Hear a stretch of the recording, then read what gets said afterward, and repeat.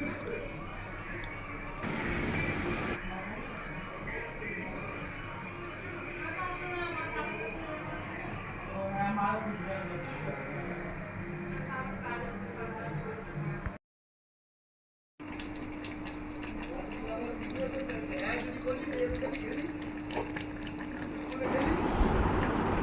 ছিল আমাদের একদম স্পেশাল দিন, আমার ছেলের জন্মদিন।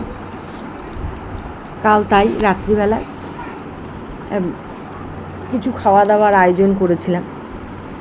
দেখো, করেছিলাম ফ্রাইড রাইস, মাংস, লুচি, চাটনি, পায়েস, মিষ্টি, ব্যাস এইটুকুই আয়োজন করেছিলাম।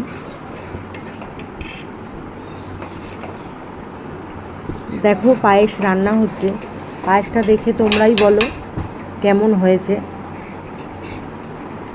তোমাদের যদি আমার ভিডিও ভালো লাগে তাহলে অতি অবশ্যই একটি লাইক, কমেন্ট, শেয়ার করে দিও। সাবস্ক্রাইব করে পাশে থেকো।